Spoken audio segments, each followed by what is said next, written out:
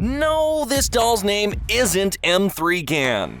It's M3GAN, like the name of the royal that keeps Piers Morgan up at night. She's smart, she's feisty, and boy does she love to dance like everyone is watching.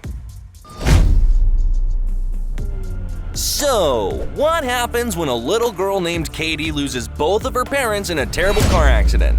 Well, her Aunt Gemma becomes her guardian and creates a doll to help her deal with trauma. Gemma's in the toy biz, as she designs new and fascinating toys for a company called Funky, as they try to put Hasbro and Mattel out of business. But like all good companies, they simply keep copying and stealing each other's ideas.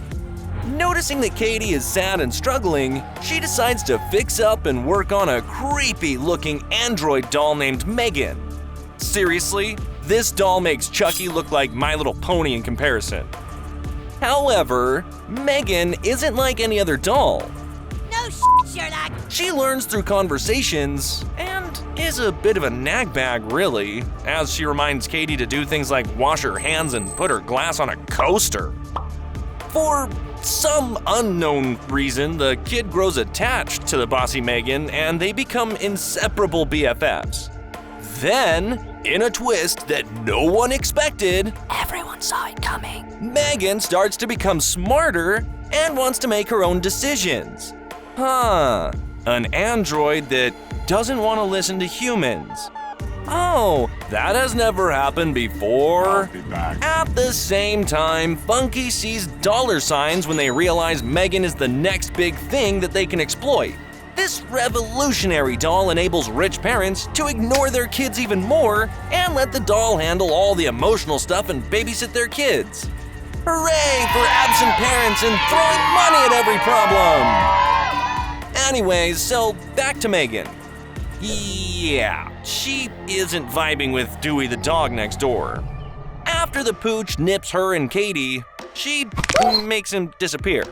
Then, after Dewey's owner starts asking too many questions, well, that lady kind of disappears too.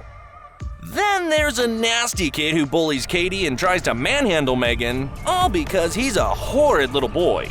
However, this devil doll doesn't kick him in the shins or tell him he's adopted like any other child would.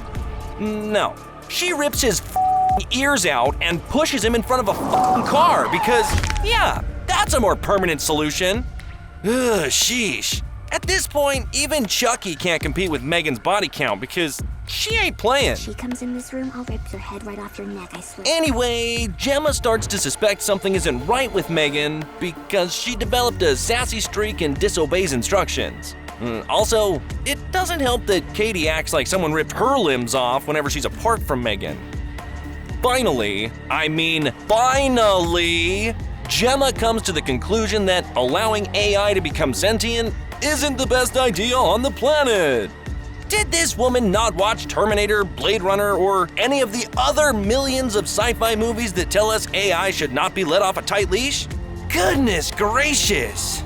As Funky prepares to unveil M3GAN to the world at their headquarters, Gemma says, "Nah fam, this bitch be crazy. I'm gonna decommission her." So, she has a heart-to-heart with Katie and explains why humans need to connect with each other and how they should communicate openly about their feelings. You know, everything she should have told the poor girl when her parents were flattened by a truck in the first place. Gemma takes Katie home, leaving M3GAN in the capable hands of her fellow Funky employees.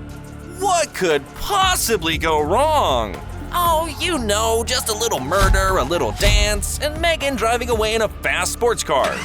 Honestly, Chucky, you need to up your game here because M3GAN is pushing the levels. M3GAN arrives back at Gemma's home and is all like, "Aha! I'm still here! Did you silly humans really believe you could stop me? I will destroy you and I will claim Katie as my own."